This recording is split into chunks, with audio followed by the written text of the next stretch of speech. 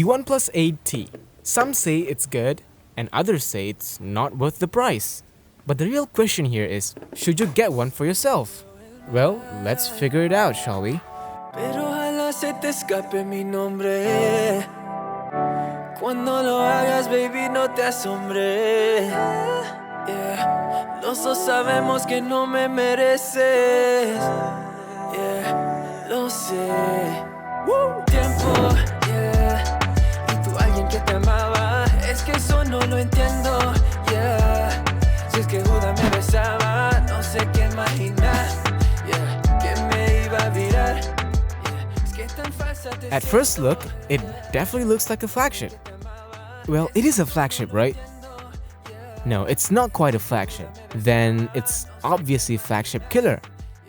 Well, it's also not quite a flagship killer either. To be a flagship killer, it needs to be at a low price.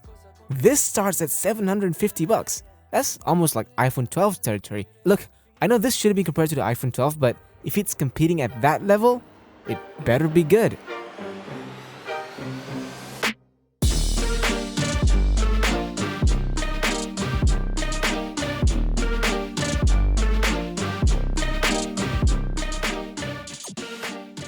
And it definitely is, at least for the most part. I'm gonna get to that a bit later, but to kick things off, this phone feels tremendously snappy.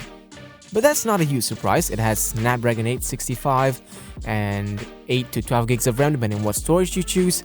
It has a much faster UFS 3.1 storage, so performance is not an issue here. OnePlus designed this phone to look and feel a lot like a flagship. Although it has amazing build quality, it's still not too heavy, which is great. The amazing alert slider is still here and it feels more tactile than before. It's really satisfying to click, I gotta give them that. For me personally, I'm not a huge fan of this color, aquamarine green it's called. I would rather have the lunar silver, which looks more elegant in my opinion, but I get it if you like this color. It's much less of a fingerprint magnet, I'd say. Under the display, you have a very good fingerprint sensor. It almost never misses and it is very fast.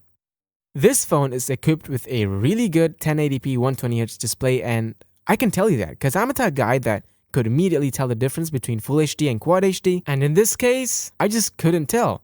I literally have to reconfirm that this is a 1080p display. Peak brightness is at 1100 nits, which makes it very easy to view outdoors. I do notice whenever I'm in a dark room, I can't seem to pull the brightness down enough, unlike the OnePlus Pro models. I mean, that shouldn't be a huge deal breaker for most of you. And as for watching videos, it's really good. But if you watched a lot of YouTube videos at 1440p before, you will definitely notice the difference because YouTube compression at 1080p is not the best. And speaking of YouTube, I noticed that in the app itself, the refresh rate is locked to 60 Hz. I'm not sure what's happening, but I thought I should just point that out. Well, that brings us to the speaker. Nothing much to say about it, although it could get pretty loud. I feel like it's lacking a bit in the low end. The mids and the highs are just decent. I think you should just be fine with it. Well, let's talk about Android 11. Yes, it has Android 11 right out of the box and it's running under the Oxygen OS skin. I was a bit skeptical when I saw this version of the Oxygen OS because they started taking cues from my least favorite Android skin, which is Samsung's One UI. But after I've been using it, I've grown to like it. They've improved a few things like settings are much easier to navigate now. You can enable dark mode right in the quick settings panel, which is amazing. And alongside that, they've also added many more useful features.